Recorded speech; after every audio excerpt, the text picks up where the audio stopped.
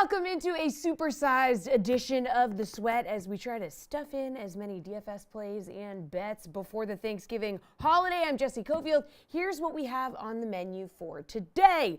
As you can see, right now we're going to do NBA DFS and sportsbook plays. Then we're going to have NFL Thanksgiving slate preview. Gojo's going to join the show. We're going to get our best bets for a huge NHL slate. We got a college football preview, and we're getting our World Cup best bets. No duh. Let's get into tonight's Big 12 game slate, though. We got DraftKings contributors Nick Fryer and Jeff Pratt and RotoWire's Nick Whalen. Fellas, like I said, Big 12 game NBA slate. So in the spirit of Thanksgiving, what is the main course on tonight's NBA slate? AKA, what game spread interests you the most, Fryer? I'm going to have to go with the Kings at plus 5.5 going up against the Hawks. I know they're on the road and they're coming off the second leg of a back-to-back. But, you know, the Kings covered the only time that they've had a back-to-back this season. They're 2-0 ATS with a rest disadvantage. The Hawks are 1-2 ATS with a rest advantage. And the Kings, I know they're getting a lot of love from the public when you look at market movement, and I don't really care for that. That's usually not a good sign. But what I do like for our play still, when you look at the market movement, they're only getting 37% of the money line bets. But oh no. Okay. Oh no. Fryer has frozen. Apparently, it is very cold on the beach that he is on. Pratt, what game spread interests you the most? Yes, I'll pick up right where Nick left off because I was going to talk about the Kings later on. I might as well finish what he was saying. This is a team that probably I could make a case for them being favored tonight. I know that Atlanta is playing well, but the spread is just way too large in this one. I mean, the Kings headed into yesterday's game with the best offensive rating in NBA history. I'm not sure if that's still the case after last night, but they headed into yesterday's game with it being the case. They've won 7 in a row. Everything is just working seamlessly in Sacramento right now. I like the Kings to cover the spread, honestly, to win outright. And then I think this matchup specifically for Domantas Sabonis is really good because they don't have anyone in the interior defense who can cover him. I understand Clint Capella is big. He blocks shots. He's way too weak for Domantas Sabonis, and it's the same case for John Collins. So I think Sacramento will just keep on rolling tonight, as Nick was saying. All right, other Nick Whalen, which game spread are you looking at? Man, Clint Capella just catching strays. I know. I'm sorry. The day before Thanksgiving, calling him weak. Man, I don't disagree with that take. I mean, I think maybe Onyeka Okongwu has a better chance against Sabonis. But yeah, some serious disrespect here for the Sacramento Kings. I mean, Hawks 5.5-point favorites. They're 4-5 ATS at home this season, and yeah, I mean the Kings are the toast of the league at this point. Like you said, Jesse, there's a ton of options on the board. I mean, Warriors, Clippers, some of the luster is worn off this game. I mean, the Warriors are 9.5-point home favorites. They're coming off of just getting killed in their last game, but of course they did not have 4 of their starters active for that one. No Paul George, no Kawhi Leonard, shockingly, for the Clippers tonight. It's obviously a great spot for the Golden State Warriors. Historically, this would be a spot where the Warriors win this game by 20 to 30 points, but this year's version of the Warriors is kind of yet to prove that they have that killer instinct. So, again, this is not a game that has kind of the marquee names that we hoped it would, especially on the side of the Clippers, but big spot here for the Warriors, I think, to take advantage of this situation and win by double digits. All right, Jeff Pratt, is there a favorite side you have? So like a game you think that might have some sneaky betting value? Well, the Kings were on my side. I was just helping Nick out there. So if I may, I'll talk about my main here, which was the Pelicans -7 against the Spurs.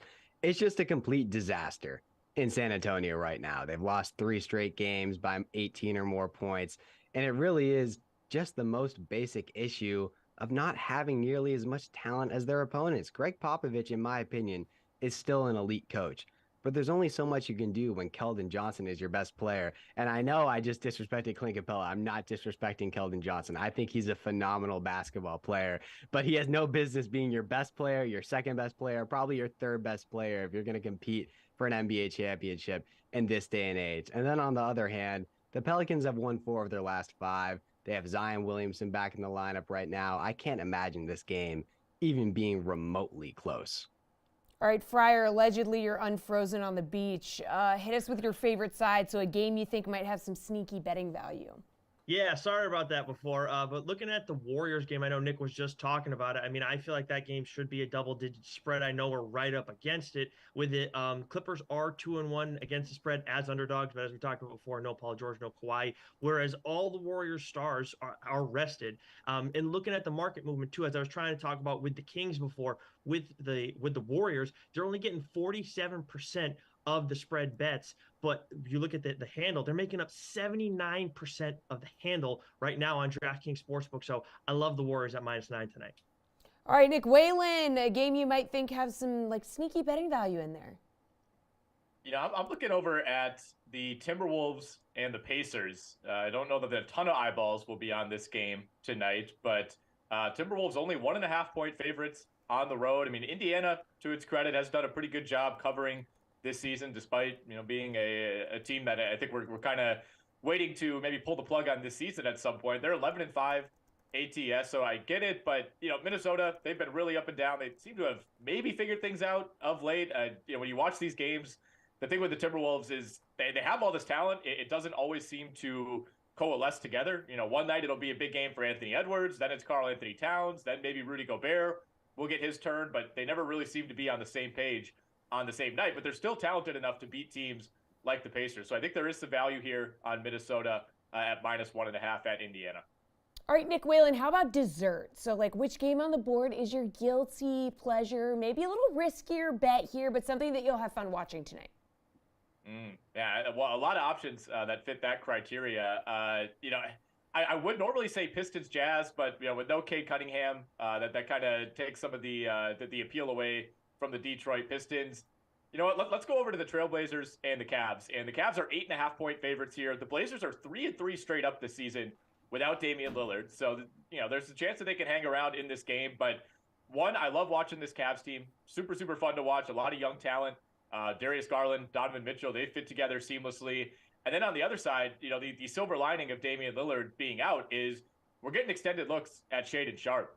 And, the numbers have not been overly impressive. Like fantasy-wise, he's not doing a ton, but you definitely see the flashes of why Shaedon Sharpe, was a top 8 pick in the 2022 NBA draft. So, with Lillard on the bench, this Blazers team obviously doesn't have quite the same ceiling, but an interesting opportunity, if nothing else, to get a look at Shaedon Sharpe. So that'll be my guilty pleasure game tonight.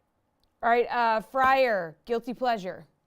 Yeah, I mean, I'm in that game as well, but I wanted to get a little bit away from the game bets for a quick second because there is a prop that I really like that I usually look for to see if it's at plus money on any given night that the Cavs are playing. Evan Mobley over 1.5 blocks is at +150 against Portland. Look, last season, I absolutely loved this play. Did really well for us throughout the majority of the season. You look at this season, it hasn't been quite as profitable, but he has gone over this number in 3 of his last 6 games. You look at the Blazers, they get their shots blocked 4.1 times per game, which isn't one of the higher numbers that you see when you look at the rest of the teams, but it's still a number that's plenty good enough for Mobley, especially with Lillard out in this game. And the Blazers also averaged 46.1 points in the paint per game. So give me Evan Mobley tonight. This is absolutely my guilty pleasure bet. I mean, just throughout the entirety of the season usually. Pratt, guilty pleasure bet, please. I was the biggest Bulls hater out there last season, which makes my pick even weirder. But I'm rooting hard for the Bulls on the money line tonight against the Bucks. This isn't even really about Chicago either, because they looked horrible up until Monday night when they broke out of their awful cold streak and beat the Celtics. It's more about how the Bucks have just failed to impress me over the last couple of weeks. Giannis finally had a game up to his standard against the Blazers, but even then, Milwaukee barely squeaked by that team with no Damian Lillard, and Giannis just hasn't looked like the same dominant player lately. There's a possibility that Chicago's win over Boston on Monday kickstarts a run, and if they play well, they're definitely capable of beating this version of the Bucks, who are just playing far below our expectations right now. All right, Fryer, what's your favorite total for tonight going to be? So one that jumps right out is Sixers Hornets, but I think that one smells fishy at 215. I'm curious if these two guys are going to talk about it at all. But Minnesota, Indiana is one that I do like the over in that one at 236. These are two teams that don't hit the over all that often, but they're both up-tempo teams and middling in terms of defensive rating. You look at Indiana at home this season, the over is 5-3 in those games. You look at Minnesota in their last 6, the over is 4-2. So they've been at least covering lately. And also, when you look at the market movement too, the over is only getting 30% of the game total bets on DraftKings Sportsbook today, but they're also making up 68% of the handle. So that's, the sharps are in on this one big time. All right, what do we think, Pratt? Favorite total for tonight? When you see a game total as large as 240.5 points, you have to be skeptical. Oh my goodness, I can't speak apparently. Skeptical about it. And Nick was talking about spreads that just jump, or totals that jump off the board here. I understand. I'm talking about the Kings. I just said they have the best offensive rating in NBA history, but they could score 130 points tonight, and the under could still find a way to hit because it's a blowout. At some point, water is going to find its level. I think we saw a little bit of that last night. They didn't look as elite, and Sacramento will cool off. It's worth noting that they are on the second half of a back-to-back, as I just alluded to, so they'll be running on tired legs. I have to take the under here because this total is just ridiculously high. All right, Waylon, favorite total for tonight? Yeah, I agree with Jeff. I feel like a coward, when you see a total in the 240s, you still want to, kind of instinctively go over, but that number is just way too high for a Kings team that's playing on the road, and they're the side that you're kind of relying on to do the heavy lifting there. Conversely, we have a bunch of low totals tonight. We got Sixers Hornets sitting at 214.5. We got Blazers Cavs down at 214.5. I like the over in Portland, Cleveland. To me, that's a little bit too low. These teams still have pretty significant offensive firepower, Cleveland especially. And, that Wizards Heat line, I know there are injuries, especially on the side of Miami here, but 210.5, to me, that's a little low as well. Those teams are combining to average closer to 216, 217. So, again, a little bit risky with some of the injuries in Miami, but they are home. And I think the Wizards can push the pace a little bit. So I like the over on that one as well. All right, finally, let's switch over to DFS. Give us your favorite DFS play for tonight's NBA contest. Waylon, where are you going in this one? I'm looking at De'Aaron Fox with the Sacramento Kings, and it feels like we've talked about them more than any other team on this show, and for good reason. I mean, they're lighting up the scoreboard. They've won 7 in a row. They're putting up a ton of points, and De'Aaron Fox is a big reason for that. And, the last couple of years, he's either been injured or he's got off of these hot starts, and then he hits a wall. It doesn't seem like that's going to happen this year. And look, is he going to continue to shoot 56% from the field?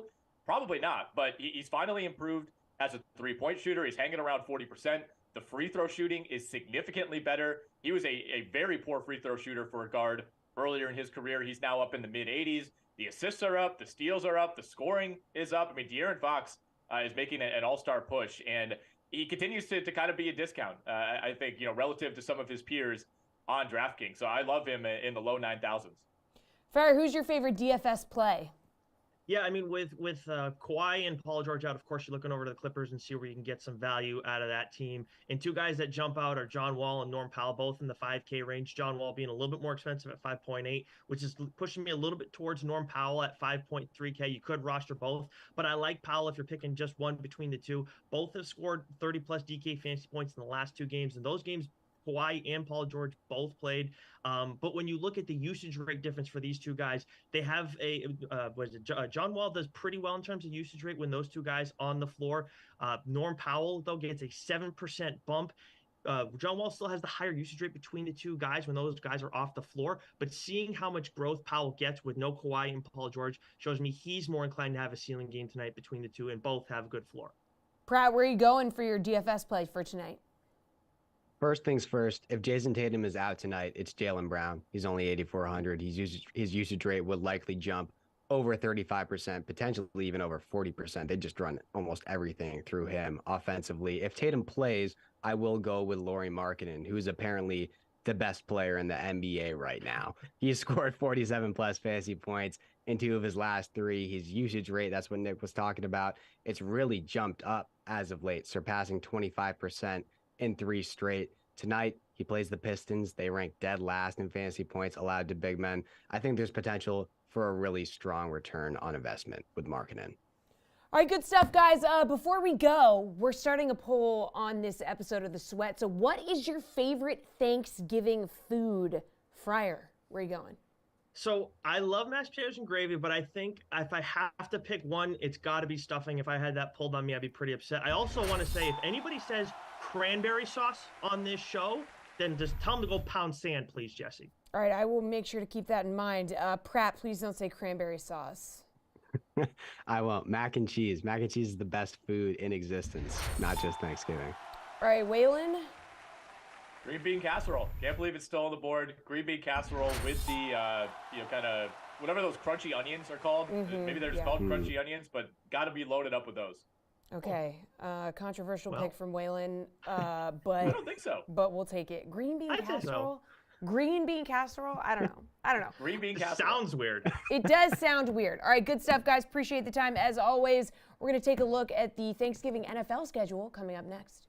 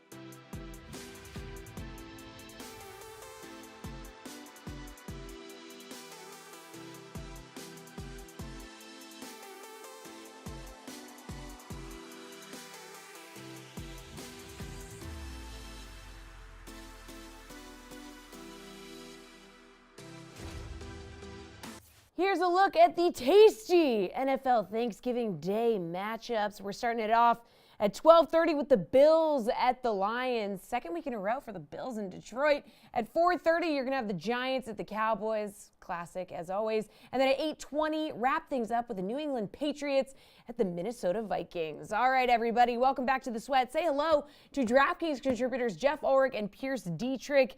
They are here taking a look at the Thanksgiving slate, and then we're going to look ahead to Sunday's highest totals. So, guys, Bills playing their second straight game in Detroit after having that game last week moved because of the snow in Buffalo. They're obviously favored in this one after a win over Cleveland in Week 11. Do they cover on Thanksgiving, Jeff? The spread is sitting at 9.5 right now. Oh, this one I've struggled with back and forth. I'm going to say that, yes, the Bills probably cover here. I think everyone is a little bit down on Buffalo. Not really down, but just, like what's going on with this team? They're allowing a lot of yards all of a sudden. Josh Allen hasn't put up a big game in 2 weeks now, but I think they come out and they throw it all over the yard here against the Detroit Lions. Steph Diggs going up against the Lions secondary that's last in yards per pass attempt against. Josh Allen going to be playing his second time, in a dome in a row here. I like the Bills in this game. I do. I think this is a game where they can kind of just get right in all facets. And even if they do allow some points here, I just don't see Detroit's secondary putting up much of a fight. So Detroit coming off the big win, they've looked better of late, but I just think that they just really do not set up well for what's about to come at them with Josh Allen and Steph Diggs. So give me the Bills to cover here. I think that this will be potentially the highest scoring game on the slate. So definitely stack this one for DFS, but I'm going to take Buffalo to cover here. Pierce, do you agree this is a get-right spot for Buffalo and they cover on Thanksgiving? No, I absolutely disagree. I'll gladly take Detroit and the points at home.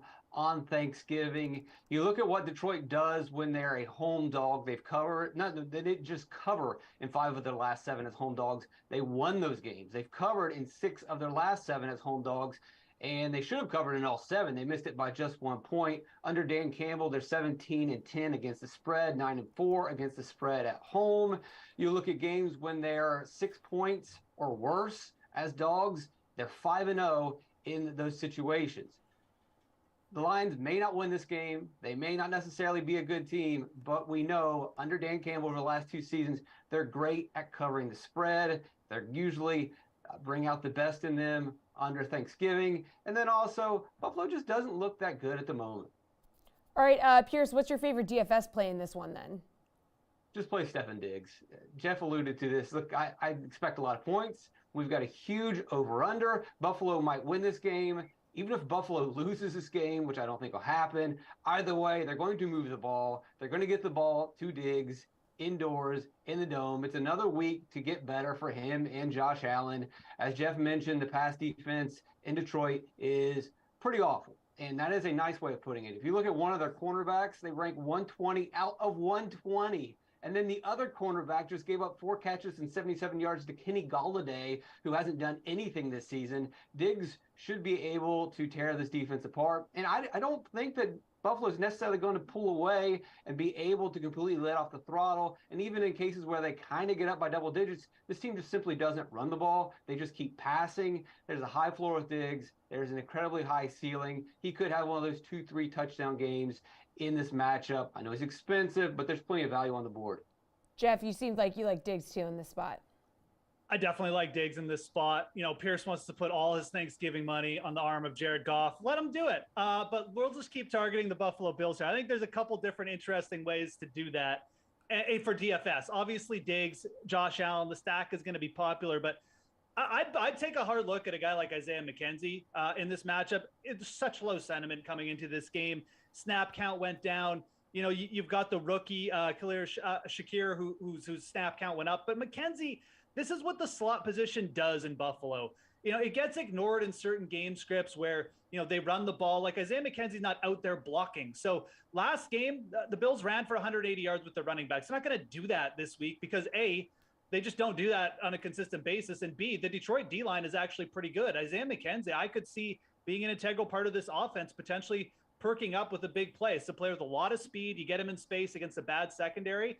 I think Isaiah McKenzie at 4K flat, a player could make your Thanksgiving day extremely happy in these big GPPs. He's going to go extremely low owned. You pair him with Josh Allen. No one's going to put out an Isaiah McKenzie, Josh Allen stack. Everyone's stacking with Diggs. So throw McKenzie in there. It's going to be low owned. It's high variance, but you know, who cares? We got to play for first. There's like, what's the first place prize in this? $1 million?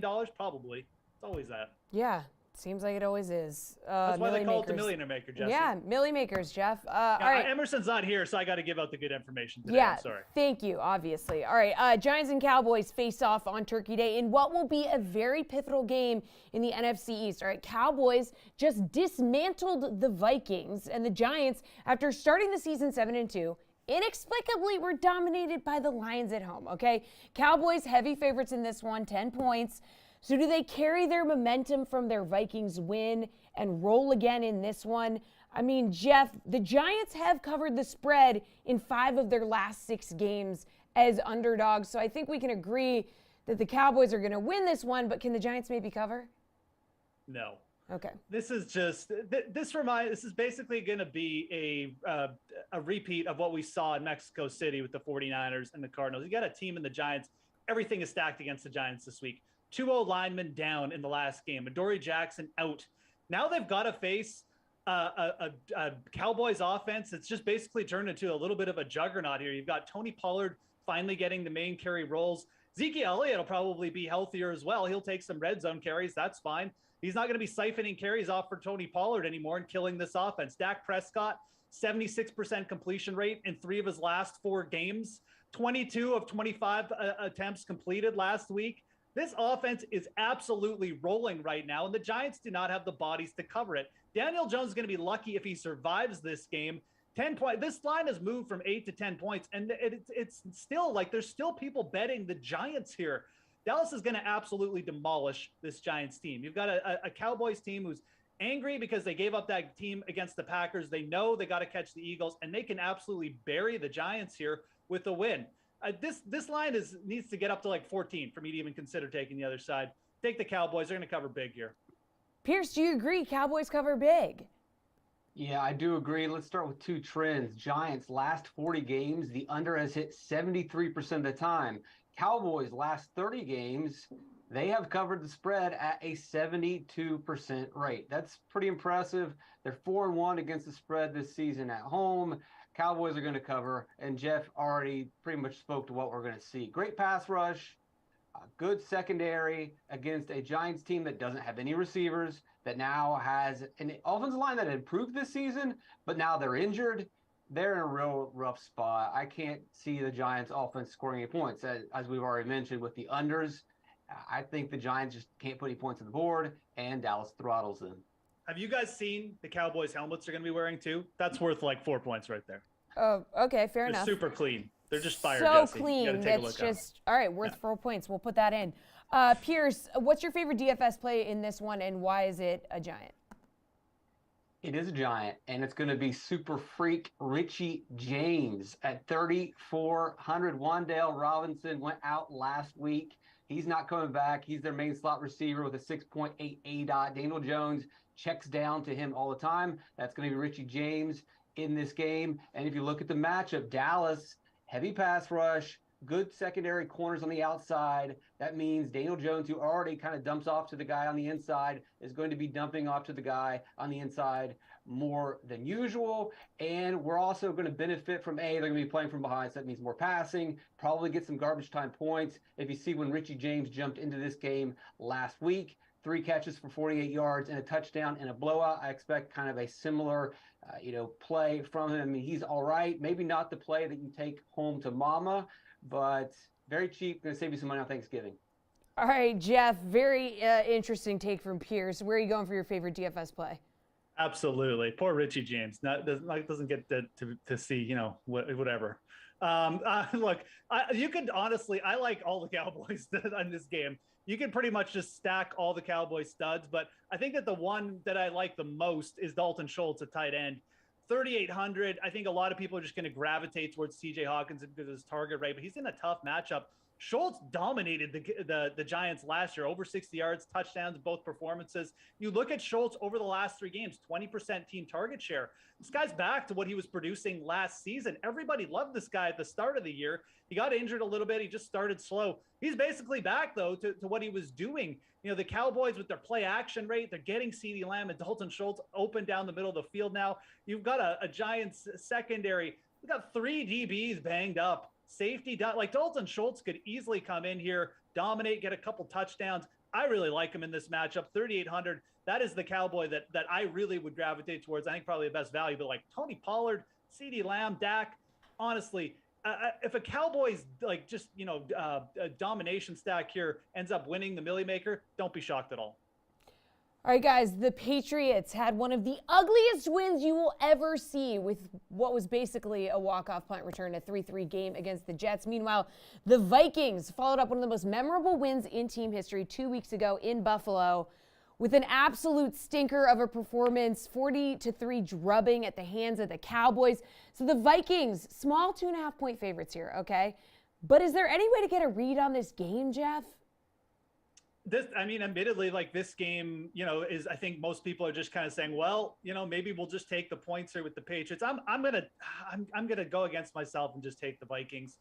I've just seen, what we've seen from the Vikings. Yes, they're overrated, but they're at home here against like the Patriots, who, are we overrating them all of a sudden coming off just a 9-3 win? I think that at the very least, the Vikings skill players will eventually win out here. I already mentioned the addition of TJ Hawkinson. The Patriots have struggled against some elite tight ends already this year. Justin Jefferson, obviously, I think eventually he probably breaks down this secondary. So yeah, it's Kirk Cousins in prime time, and I'm basically going against, all my inner feelings in here of which side I should be taking this game. But I just don't know that the Patriots offense is going to do enough to put up enough points. So I think that now with this line dipping below 3, I will take the Vikings to keep doing what they've been doing most of the season outside of last week, which is win close games. and use their skill players and come up with the big plays at the end of the game. I think that's probably what happens. The Vikings eke out some kind of 3-point win and end up covering here. I'm going to take Minnesota.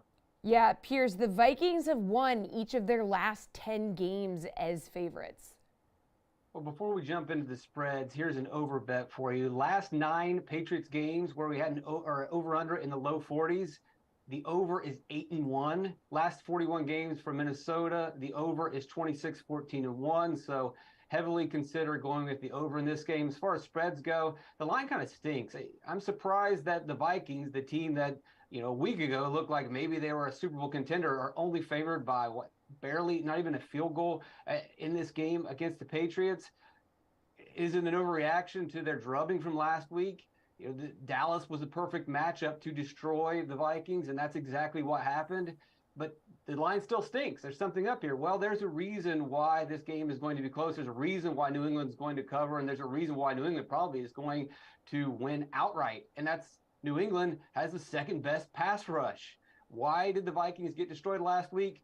Because Kirk Cousins holds on to the ball too much, and pass rushes are crushing him. New England, you look at pressure, you look at sack, you look at quarterback hits, they're on top of the board. Meanwhile, Cousins is pressured higher than anybody else. Cousins has been hit more than anyone else. That's going to put them in a bad spot again. This is pretty much a do-over from last week, and I don't think it's going to go much better for the Vikings. All right, Pierce, who's going to be making it into your DFS lineups from this matchup? Well, let's just stay right there. It's going to be the Patriots defense. They're not the most expensive on the board. They're in a great matchup. This is exactly what we saw last week. No one wants to give the Patriots much credit, but they do have the number 2 pass rush. And you look at every metric when it comes to getting to the quarterback, they're at the top. And then if you just look at straight pass DVOA, they're number 1. And we just watched this last week. You have a good defense, good pass rush, and a good secondary. They can shut down Kirk Cousins relatively easy. Also, it's Kirk Cousins that we're talking about. Not necessarily Mr. Monday night, not necessarily Mr. Thursday night. He puts up decent numbers in these primetime games, but his team always loses. His record in night games is miserable. I like the Patriots defense. All right, Jeff, who's making it into your DFS lineup? Is he going to be Mr. Thanksgiving, though? That's what we're going to find. I'm very excited to find out if Kirk Cousins is Mr. Thanksgiving. Jacoby Myers is a player I absolutely love in this spot. What an underrated wide receiver. He's got an elite team target share of sitting around 27%. Again, he doesn't score that many touchdowns. The Patriots aren't what you call a pass-heavy team, but they have averaged over 30 pass attempts over the last 3 games, and teams against the Vikings have averaged 35 pass attempts this season, 11th most in the league. I think when you look at this secondary that does give up big plays, 4th worst in terms of yards per pass attempt against, Jacoby Myers in a spot here where I think he could push for a similar game that he put up against another NFC North opponent in a dome against Detroit. Actually, it wasn't in a dome, but against Detroit earlier in the season, where he put up 27 DK fantasy points, went for 100 yards and a touchdown. Patriots projected to be, potentially passing late in the game. Jacoby Myers is going to get open against the secondary. He's only 5,100. This is the must play from this game. I think the Patriots are going to have to pass the ball a little bit just because of how good and how effective, the Minnesota skill players are just in general. So give me Jacoby Myers, 5,100. Looks undervalued to me, just in a really good spot.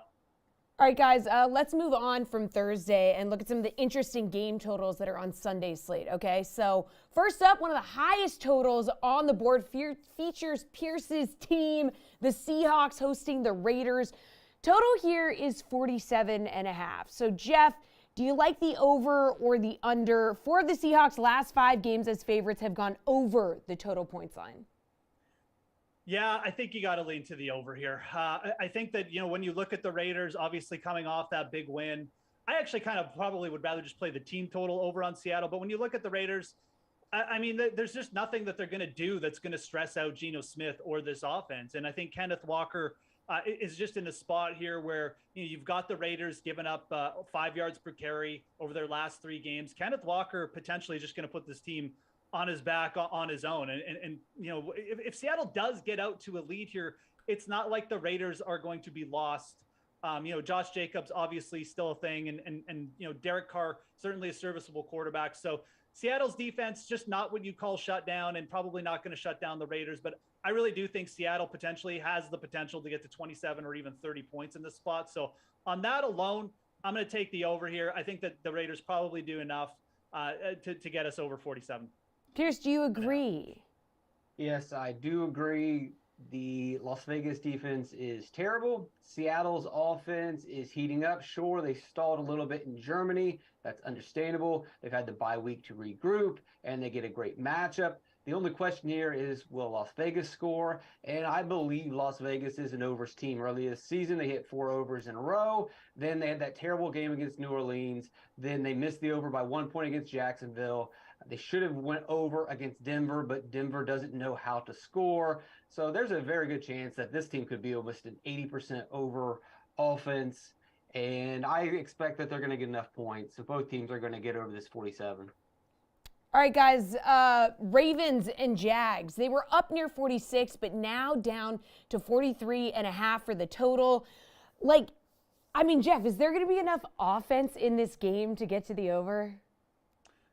I don't think there is, actually. You've got a Ravens defense that's really solid against the run. It's probably going to shut down the Jaguars' best weapon, which is obviously Travis Etienne on the ground. And on the other side of it, the Jaguars' rush defense, they kind of got run up against a little bit in their last game, but this has been a pretty elite crew as well. So I think they're probably going to do a pretty good job of spying Lamar Jackson in the spot and really just forcing the Ravens to air it out. The Ravens just don't have the weapons in the secondary. I mean, even if the Jaguars take a lead here, I think that they're going to have to grind it back and maybe grind out some kind of 23-20 win. So it seems like a low number. And I get that Jacksonville has allowed some big plays in the past, and obviously coming off a game against KC where they did allow a lot of points, but I just don't see the Ravens offense necessarily running the ball super effectively. And probably if they do win this game, I think it's going to be through their defense. So I kind of like the Jags on the spread here, and I kind of like a low scoring game as well to go along with that. So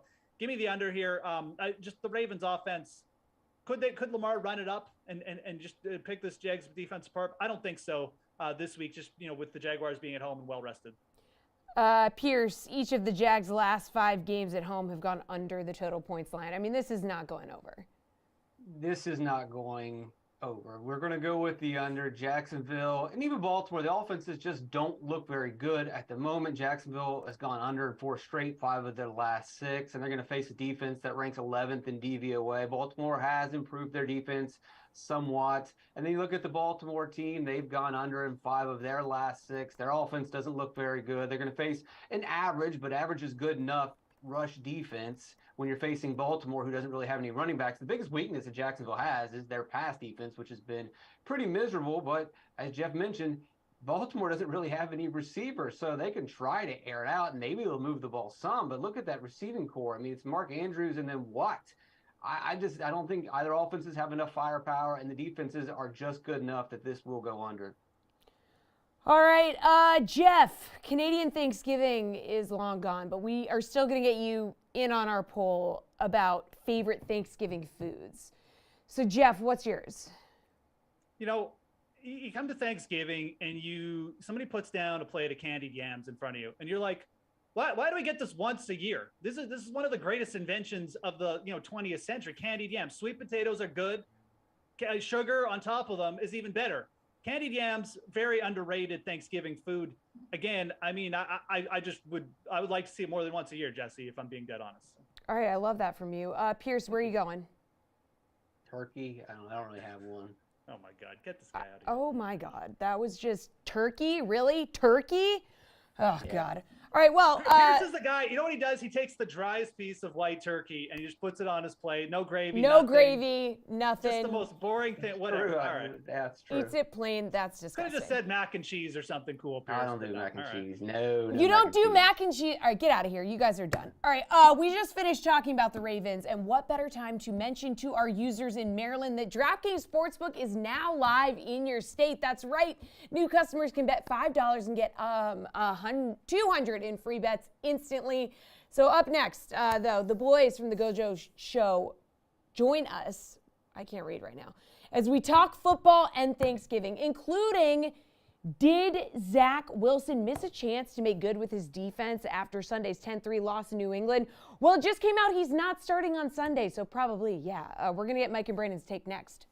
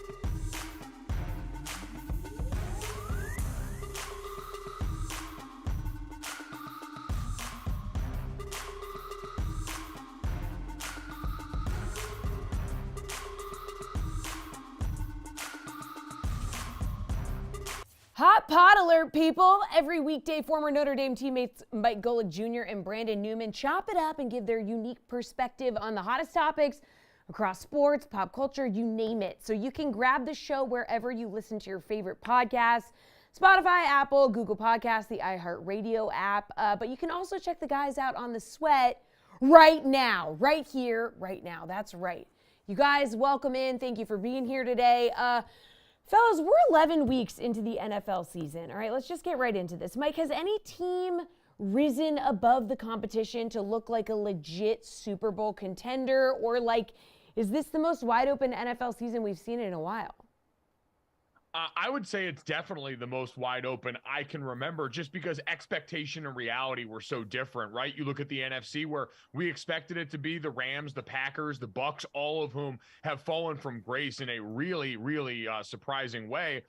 And so I think if there was one team that has distinguished themselves from me, it would be the Kansas City Chiefs. Part of that is we know the pedigree there, but it's also been consistency even as they've turned over that roster. The brilliance of Patrick Mahomes playing at an MVP level right now this season.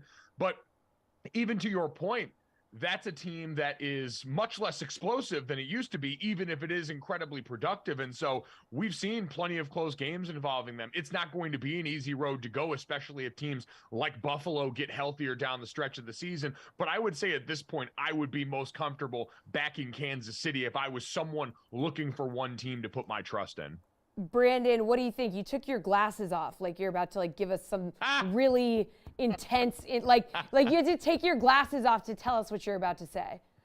Well, I just thought, if we're going to put your money somewhere, how about you get something in return? I think Kansas City Chiefs are the favorite because of Patrick Mahomes and the season he's having. I just think it's a boring pick. And yes, we know that the Kansas City Chiefs will probably go back to the Super Bowl. I'm looking at the Baltimore Ravens because in a season where offense is down and everyone's running the ball, it seems like the Baltimore Ravens are making people uncomfortable and also making them feel like that they're in the game for longer than they actually are in the game, because I think the switches change a little bit when it comes to Lamar Jackson and running back du jour, tight end du jour. It seems like that the Ravens understand that they're going to win via defense and making people uncomfortable and keeping people on the field for as long as possible. All right, guys. Well, an interesting story out of New York this week. So after the Jets crushing 10-3 loss in New England, where the offense managed just 2 yards in the second half, Zach Wilson was asked if the offense let the defense down. And his answer was no. Reportedly, that did not sit well in the locker room. No duh. Yesterday, head coach Robert Saleh wouldn't commit to Wilson as his starter. And about 10 minutes ago, Adam Schefter said during a team meeting, Jets players were informed that Zach Wilson is not starting Sunday's game versus the Bears. So guys, 3 former D1 athletes here, all of us sitting together. I mean, we know how important being a good locker room leader is. And, he stood up there in front of the media and just took zero accountability. So even before this announcement that he wouldn't be starting, Brandon, did it just feel not that he ever had it, but did it really feel like he lost the locker room? It felt like he was on thin ice to begin with. I think he started patting himself on the back a little too early for how well he was able to be a game manager, as that defense was kind of keeping them in all the games that they had. And he's had more bright spots last season than he had this season. And I just don't think that he's done anything in the last 20 games to deserve a starting position right now. He puts the ball in jeopardy too much. And if the locker room isn't messing with you, then why would anyone else try to fight for you? Yeah, Mike, I mean, can he come back from this? Well, I think he can, but that choice is going to be on him, right? Because you got to remember, Robert Saleh is only in year 2 as the Jets head coach. He's program building right now. You've got a defense that's playing lights out. You're a defensive coordinator who cut your teeth on that side of the ball. I'm sure he was having a difficult time walking into that locker room, asking the rest of the team to buy into a message that we are going to do whatever we can to put the best product out and give ourselves the best chance to win every week when Zach Wilson is playing the way that he did. You compound that with the lack of accountability, which you're right. It's the first thing I look for in a teammate is that person willing to own up to the mistakes when it's theirs, so that I know it's okay. And this is an environment where we're going to be about that. And as a quarterback, you're part of a tone setter there. You can be a bad quarterback as long as you're a good teammate and get some leeway, especially as a top 5 pick. You can be a good quarterback and then be a little bit abrasive, see Aaron Rodgers, and get away with it because people love your unbelievable skill. You can't be both of those things at once. You can't be bad and be someone that people don't feel like is in the trenches with them. And so I think this is about Robert Saleh having to send a message to the rest of that team that everyone is going to be held accountable, not just for their actions in front of their microphone, but for their play for Zach Wilson that also had not lived up to the standard they want around there. Oh, yeah. Well, guys, let's move on to Notre Dame with the easy 44-0 win over the BC Eagles. I knew it was going to happen, but you just hate to see it. Now, however, they're having a test, right? They're facing off against a top 10 team, number 7 USC.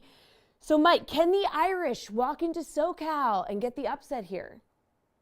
Yeah, they're absolutely capable. I think for USC, it's been an interesting season. They've been stellar. I mean, turn on Caleb Williams for 5 minutes and you will watch him make 5 or 6 of the most incredible plays you've seen a college football player make this season. Lincoln Riley calls creative offense. Jordan Addison's one of the best receivers in the country. On and on down the list.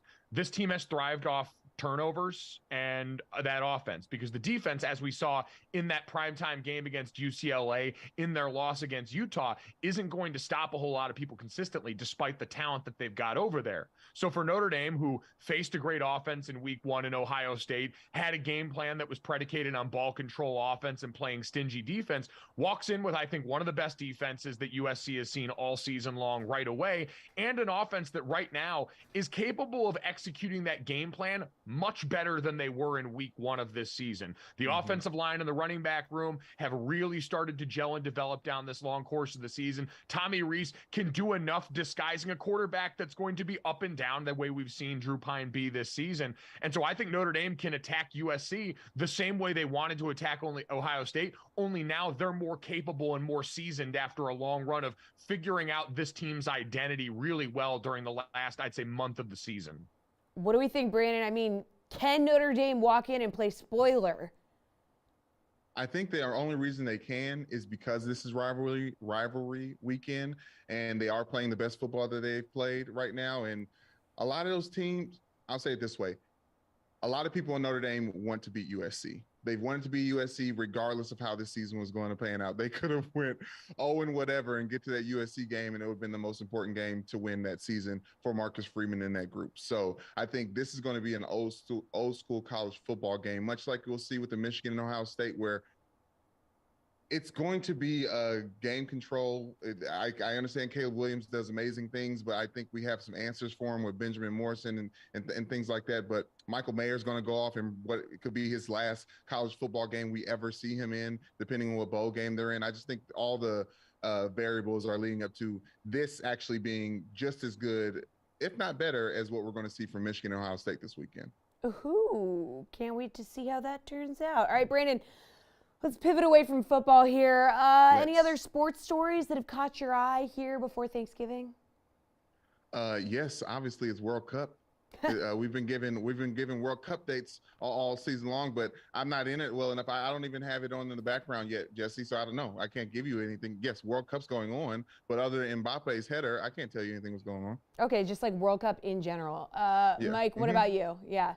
Yeah, the World Cup in general is lovely here. Team USA is going to get back on track on Friday. We got to beat England. I would say very interesting one from last night. All of us focused on Ben Simmons' return to Philadelphia with the Nets for the first time. He was injured during the last time in street clothes, back on the court, gave him the shrug after hitting a couple early free throws. But how about this beat-up 76ers team? No Joel Embiid, no James Harden, down a bunch of their big-time players. Go out and get a win against that Net squad that was full force with Kyrie Irving, with Ben, and with Kevin Durant. It was pretty incredible and a testament to that program in Philadelphia, and I think that extra edge that they maybe all had for their former teammate coming back into the arena.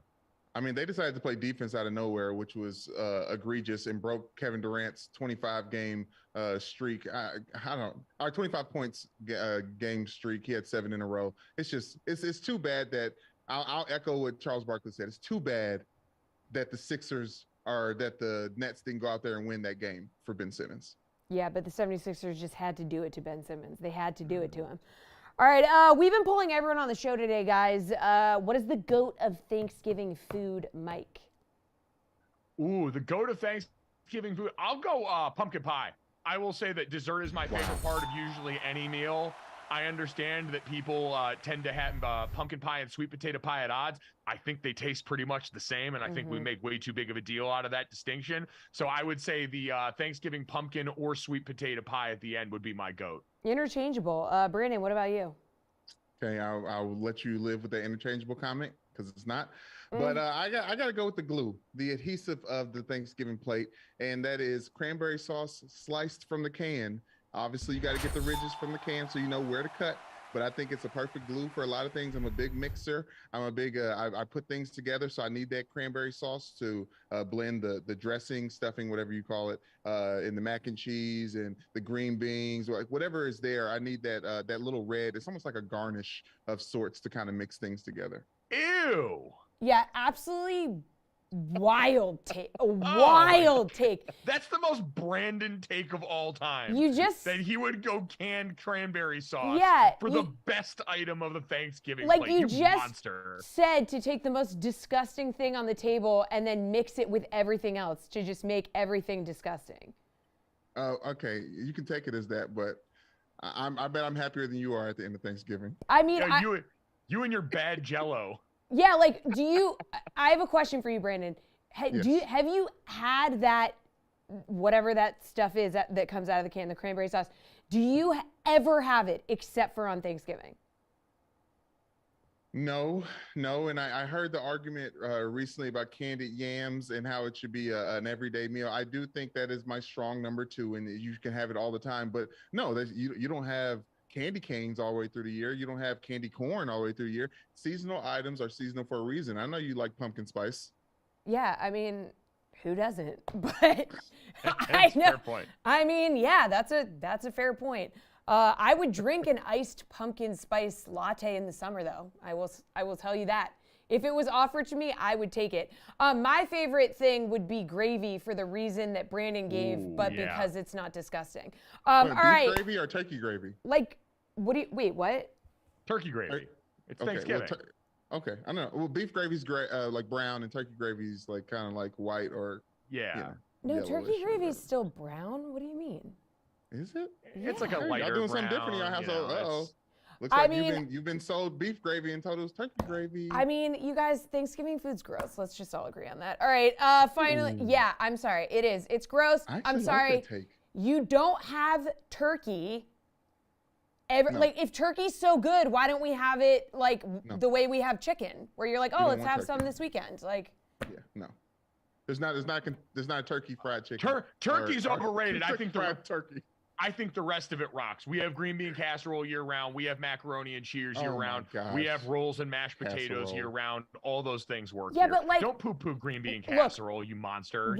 Cranberry sauce eating monster. We could talk. I mean, obviously, we could talk about this forever. I will say, like, green bean casserole and the cranberry sauce stuff, like, that is a Thanksgiving thing. But like mac and cheese and mashed potatoes and rolls with butter, like, that's not specific to Thanksgiving. No, but you eat it there, and it's great. Yeah, okay, fine. All right. Favorite segment of the week before we all just fight about this. Mike, who gets the Gojo Rose here ahead of Turkey Day? Marcus Jones of the New England Patriots, his punt return for a touchdown that sealed that game, not because it won the Patriots a game, but because it saved us all from having to watch those two offenses go out and potentially play overtime football that weekend. He is a hero. We shouldn't just give him Special Teams Player of the Week. We should give him some sort of Congressional Medal of Freedom for saving this country from that. Wow. Okay, Brandon, Gojo Rose of the Week, buddy. Oh. Gosh, I can't believe what he just said. But I got to give it to Patrick Beverly, who gave a great block punt or whatever he did. He knocked down DeAndre Ayton when he needed to be knocked down last night. As the From behind. As the Lakers lost to the Suns yet again, the 7th time in a row that they've lost to the Suns. I don't care about that as much as I care about the Suns now know that they just can't walk up here and mess with the Lakers and foul our one white boy and Austin Reeves and stand over him. Like no, we're not going to stand for that. Patrick Beverley's coming for you. Patrick Beverley when you're not looking. Yep. Well, he did come for him, that's for sure. All right, thanks, fellas. Love having you on as always. Enjoy Thanksgiving. Coming up, 30 NHL teams will be in action tonight, including the Seattle Kraken, who are in a playoff spot as of today. But will they be one of Jeff Ulrich's favorite NHL bets of the night? I don't know. We're going to find out after a quick break.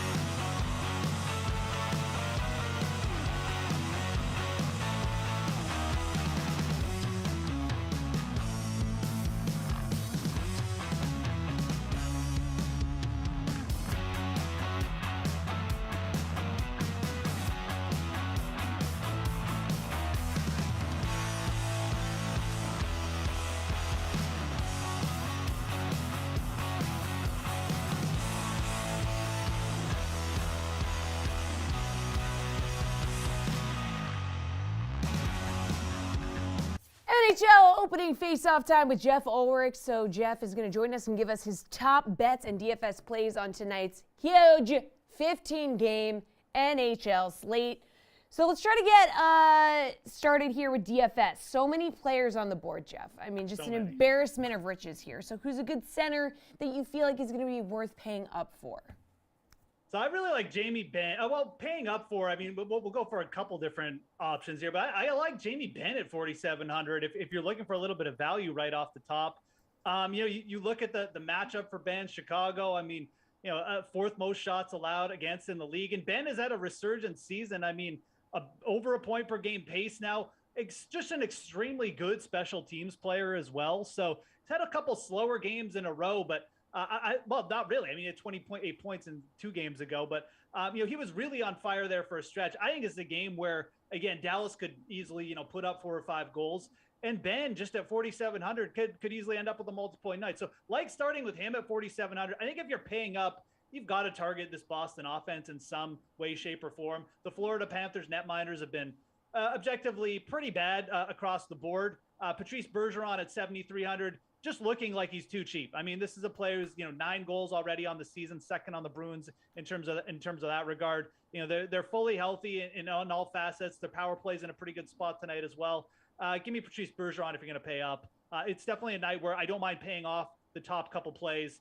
With McDavid not in the greatest of spots, and quite frankly, Matthews just not really up to snuff to what we've seen from him in the past. So, all right, Jeff, how about on the wings? Some of your favorite options there.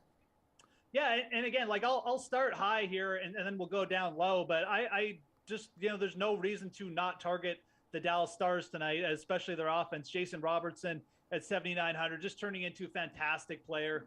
29 points, 19 games already, 3 goals in his last few games. But Robertson is he's just everything. I mean, he's averaging, over 5 shots per game over his last 10 games. So we're basically getting a player who's turning into, an elite winger, but he's still priced under $8,000 in a really good matchup. And I think you can just grab a piece of Jason Robertson, get a really, really solid exposure to that Dallas Stars offense, which has been really good throughout a lot of different facets this year. And if you're paying down, Noel Acciari of the St. Louis Blues, 2,700. I mean, he's played average 17 minutes over the last 2 games. The Blues are absolutely rolling. 3 goals over his last 2 games as well. Playing the Buffalo Sabres, who had a nice win last night, but had lost 8 straight games before that. Really poor goaltending. Acciari, playing solid minutes right now. Just a good offensive player who, when he gets kind of in a decent role, can really pile up some fantasy points quickly. So at 2,700, he's a great value. All right, defenseman. How about a guy from the blue line that can bring some value to a DFS lineup tonight, Jeff? Yeah, there's a couple different pay up options that I really like tonight. I think that if you have the salary space, you need to get exposure to the Vegas Golden Knights offense against the Ottawa Senators. It's a great matchup. The Senators, poor special teams, allow a lot of shots against. It's a great spot for Alex Pietrangelo, where, again, you just have an elite defenseman, produces in all the different categories for us. 2.4 block shots per game, 2.8 shots on goal per game over his last 10 starts, over a point per game pace. He's going to be out there with some power play time as well. So Pietrangelo against the Ottawa Senators here at 7,400. Also really like Noah Dobson at 6,700. The Edmonton Oilers, again, bottom 5 in shots allowed. Really good special teams exposure for Noah Dobson, averaging over 3 shots on goal per game over his last 10 starts as well. Nothing to dislike here. Dobson at 6,700. If you need a slightly less cheaper player there with solid upside, he's the guy. All right, let's take this party over to the DK Sportsbook, Jeff. Which money line bet interests you the most tonight? Yeah, I'm looking at the Boston Bruins at -105 here. Again, the Florida Panthers, they're just not the team that we saw last year. I mean, they're still getting some chances, and they're still a pretty strong team 5-on-5, but their power play is one of the worst in the league. It's bottom 10. They're going up against a Boston Bruins team, which has basically just become a bit of a machine. Special teams, third best power play. They're fully healthy now on the back end. You've got a big advantage in net here with Linus Ullmark going up against either Sergei Bobrovsky, who's just been terrible over his last few starts, or Spencer Knight, who's looked a little bit more solid, but still just ups and downs. Florida just has not got it together recently, and I just don't think that this is a spot against the Bruins offense for them to do it. Expecting a lot of goals here. Do like the over in this game, but I think Boston as the slight underdog at -105, that's a spot I like. Also like the St. Louis Blues as favorites, -145 as well tonight. All right, well, the next question was about an underdog you might be eyeing, so you like Boston here? Well, Boston's okay, but they're not big enough to really be considered a true underdog, Jed. We need bigger odds here. And I mean, all right, look, we got to talk about this spot for the Toronto Maple Leafs. I mean, they're at +115, and they're going up against New Jersey Devils. And we got the 13-game win streak on the line here. I think this is the spot where this Devils run ends. The Maple Leafs, they're not the greatest. They have their own flaws, but they have the horses up front, I think, to end this streak. And I think that's what's going to happen tonight. Give me the Maple Leafs at +115. You look at what Toronto's done. Obviously played a really close game against the Devils at home the last time these two teams met about last week, essentially. Devils won 3-2 there, but it was a close game. The Maple Leafs will keep a cap on this Devils offense. And I think that with the way John Tavares is playing, this is probably a spot where, he's going to get the team up. You've got Austin Matthews there as well. The Maple Leafs have the firepower to match the Devils. And I think this is a spot where taking them at +115 to end the streak, perfectly fine. So I like that spot. Also, do not mind the Winnipeg Jets tonight at +135. You're looking for a little bit bigger play. But give me the Maple Leafs tonight. We're going to try and end this streak by the Devils, which has been overly impressive, to say the least. All right, finally, Jeff, what is your favorite overall NHL play tonight across DFS and Sportsbook? Let's go over on the Boston Bruins team total here at +120. You can go over 3.5 goals for Boston. Again, I mentioned the trends here with Florida, but nothing is good for them defensively right now. They're not killing penalties great. Their goaltenders aren't helping them at all. I think that with the way the Bruins have been clicking just 5-on-5 and on the special teams, this is just going to be a really, really tough spot for the Panthers to hold the Bruins offense down. I think that if the Panthers do end up winning this game, they're going to be just, scoring 5 or 6 goals on their own. But give me over Boston, 3.5 goals tonight, +120, solid odds there. Again, a lot of issues in net right now for the Panthers. All right, thank you, Jeff, for breaking down that absolutely massive NHL slate. You can take off. Next up is college football.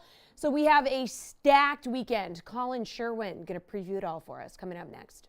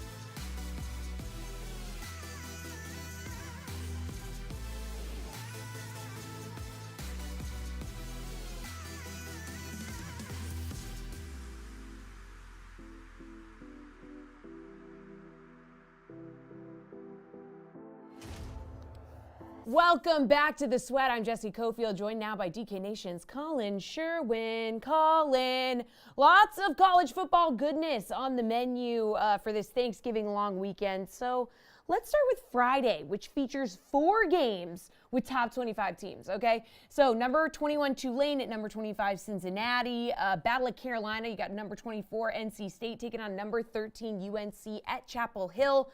What is your favorite bet, Colin, on the Friday schedule? Oh no, can't hear you. Unmute. Nope, still muted. Can you hear me now? Oh, now we can hear you. There we go. Look at that. I didn't hit the space bar. Hi, kids. So I really like UNC at home, laying less than a touchdown. No Devin Leary for NC State again. And usually when you lose the trap game going into rivalry weekend, which is exactly what UNC did against Georgia Tech last week in a stunning upset. I think that team will be much more focused on their rivalry game as it may against NC State. NC State's just down this year. They're out of bodies. They lost their best quarterback. So I think UNC just goes ahead and pulls away here. So I really like this, especially at 6.5. I think this will close on the other side of 7.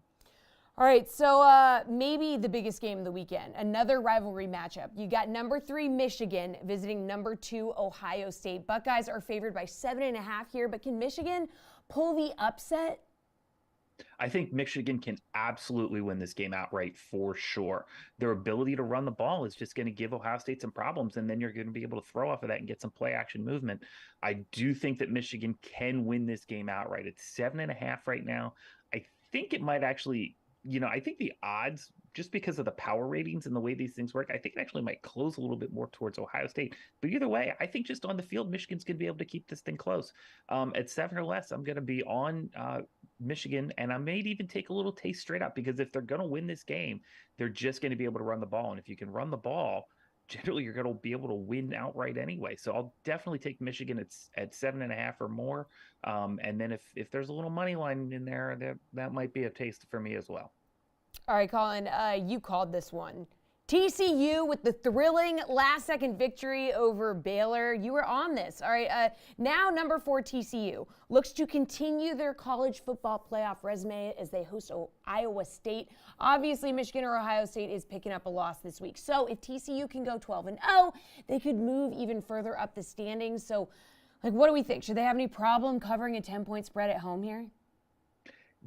To cover, maybe. Look, this is the biggest letdown game you'll ever see. I do think TCU wins here. I don't think they're going to get bit by the bug. They've seen so many teams across this country get bit by the bug this season. Look at Tennessee last week, who just played their way out of any potential championship. I do think they do get it done. I'm not going to lay the 10 here, though. Look, on paper, should they just run away from a bad Iowa State team? Of course. But too many teams this year have had too many emotional victories and just not been able to come back down to earth and get it done. I do think they find a way forward, and I do think they make the Final Four for the college football playoff, and we're going to see TCU in one of those 4 slots.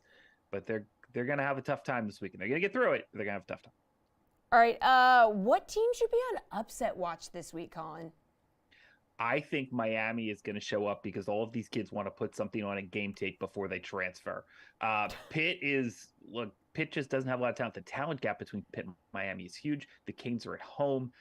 It's going to be senior day. It's been a really weird season down there in Coral Gables. And I just think that a lot of these kids are going to be leaving. So they're going to want to put something on tape that makes them look more desirable to their future school. There's going to be mass transfers at Miami this year. But I think 6.5 is enough, and just on talent, I think they get it done. All right, so outside of dogs this week. You want home dogs this week? Yeah. Home dogs this week. But outside of the games that we've mentioned that we already talked about, what are some of your favorite bets that are available this weekend? So home dogs. Let's go with Indiana here, catching 10.5 at home against Purdue for the Old Oaken Bucket. I just think this is a spot where they will bow up. The future of Tom Allen in Bloomington is certainly starting to get a little questionable. We'll see what happens this offseason, but I think that team shows up and they play well. Another one, my beloved alma mater. I think USF's got a really good chance to cover 19.5 at home against Central. It's going to be a tough game, but I think we saw USF might have a quarterback last week in Byron Brown. Who knows if he stays, because he's been so good that I think he's a guy who could put himself in the portal. But it'll depend on USF names as a head coach. But I do think they have enough. Their defense is going to give up a ton here. Over 68 is really good in that game as well. And then Georgia Tech, they're not at home, but they played really well last week. This is not the same Georgia Tech team that fired a coach midseason. They're getting 35 here. I just think that's a little too many for Georgia. Georgia tends to dial off the gas in these big games sometimes as well. So I'm going to go ahead and take Georgia plus 35. Dogs. The one favorite I do like, from what I've heard, Florida's got huge injury problems this week. They're not going to be able to catch. Nobody's going to be able to catch the ball because they don't have any wide receivers. So I really like FSU minus 9.5 at home in that rivalry game as well. But otherwise, I'm looking at a lot of home dogs this week. All right, thank you, Colin. Now for the most important question of the day. We're going to add you to the poll here. What is the best Thanksgiving food? The best Thanksgiving food is not having a turkey and getting a ham or some sort of roast, because let's all face it, turkey is the most overrated bird that's ever existed. I don't know why we do turkey. But if you had to go with any dish, I'm going to go with either a stuffing or a mac and cheese.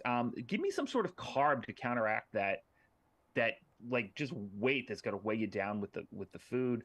So yeah, I would go mac and cheese or a good stuffing. But if you do that stuff, you got to marinate the night before. You got to let it soak, let that bread absorb some stuff, and then bake. That's the key. Okay, everybody, take notes. All right. Thank you, Colin. Appreciate it.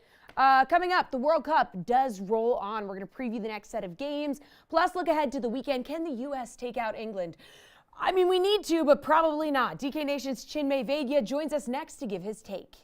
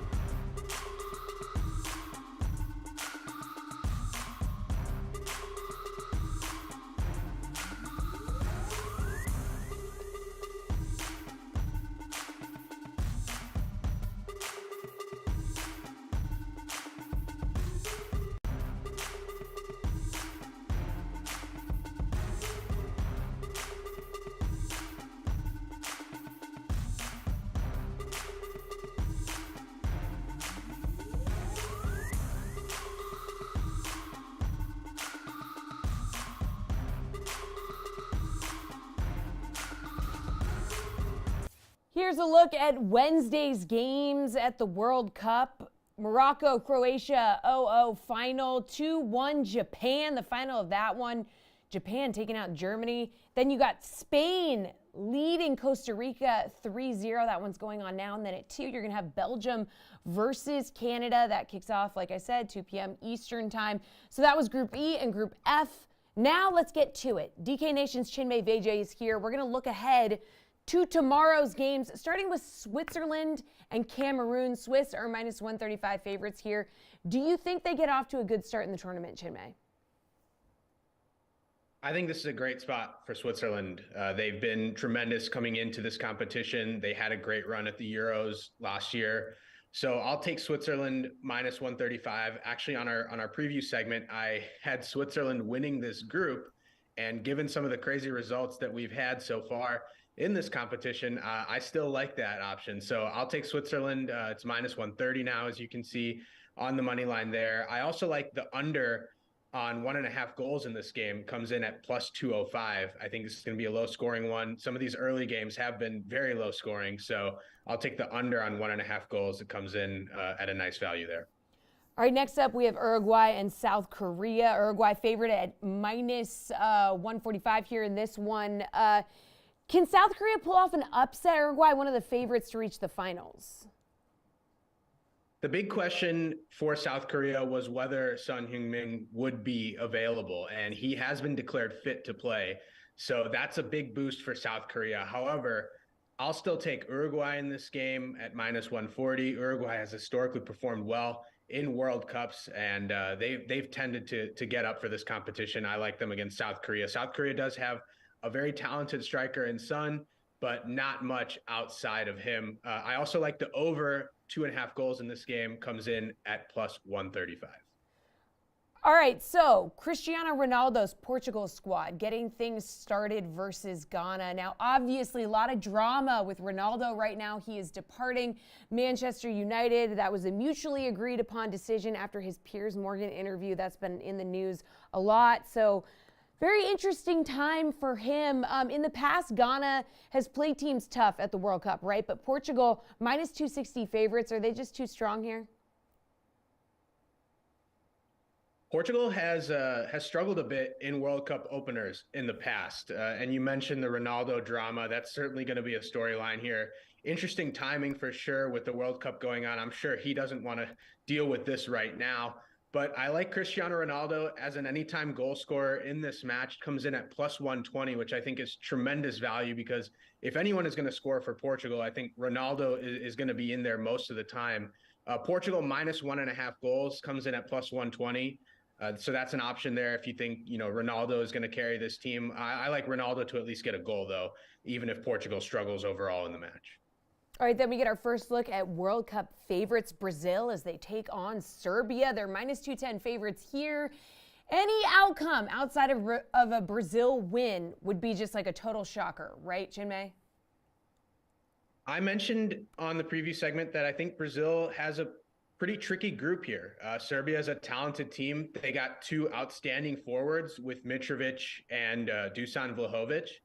And they've also got, Sergej Milinkovic-Savic, who's been really good in Serie A over the past few seasons. So Serbia is a very talented team. If you're fading some of these favorites, Serbia double chance comes in at plus 170, which I think is really good value. But Brazil has seen some of the top teams really lay an egg in this competition. So I think Brazil really comes out on fire here. I like Brazil minus 1.5 goals, comes in at plus 140.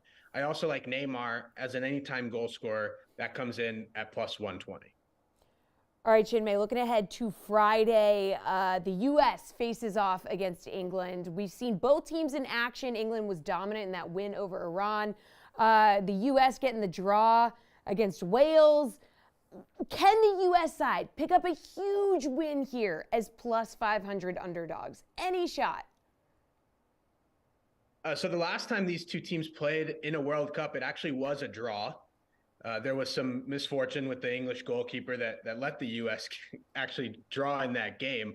But the Americans have the benefit of knowing what the Wales-Iran result is going to be ahead of this contest. So let's say Wales draws against Iran in the morning, then the Americans have more incentive to kind of hunker in, park the bus a little bit, and get some points out of this game. If Wales absolutely destroys Iran, then I think you see the U.S. play more attacking, look forward and try and get some goals. USA double chance comes in at plus 150 if you think the Americans will get back to sort of a more competitive game. England looked really good in the opener, so I think it's hard to bet against England here. Harry Kane did not score in that opening game, but he comes in as an anytime scorer at plus 110. I think you got to back him to at least get one. I'm not betting against the U.S. here, but I think Harry Kane would be the only play for me. All right, looking at the rest of the weekend's games, what matches stand out to you as good bets here? I think Wales gets the job done against Iran. Wales coming in at plus 110 on the money line. I think that's really good value given how poorly Iran played in the opener. I also like some big favorites to get back to winning ways. I like Argentina to bounce back against Mexico. Argentina coming in at minus 175. And even though Germany dropped the ball this morning, and Spain is absolutely dominating Costa Rica. I like Germany against Spain on the money line. That comes in at plus 190. I think the Germans have a big bounce back game there. Finally, you get the last word in our Thanksgiving poll. Chinmay, what is the best Thanksgiving food? I have not heard what the other responses are, but I think there's only one correct answer here. If you're not a mac and cheese fan, there's something seriously wrong with you. That's the best Thanksgiving food, hands down. Mac and cheese is the winner with 3 votes, so you're in good company, and it is delicious. I just don't think it's a Thanksgiving food. It's an everyday food, but it is served at Thanksgiving, so we'll give it to you, and we'll give it to everybody who voted for it. All right, that is the show. Thank you, Chinmay. Stay tuned, everybody, for Madden. That is starting at noon. Jags at Colts, that is part of a 6-game slate. We're going to be off the next 2 days to celebrate Thanksgiving and make sure everybody can get as much mac and cheese as their heart desires. Brandon will be going ham on that disgusting canned cranberry sauce. I just can't get over that. We're going to be back live on Sunday morning at 11 a.m. Eastern Time to preview Week 12 of the NFL season. Until then, happy Thanksgiving, everybody.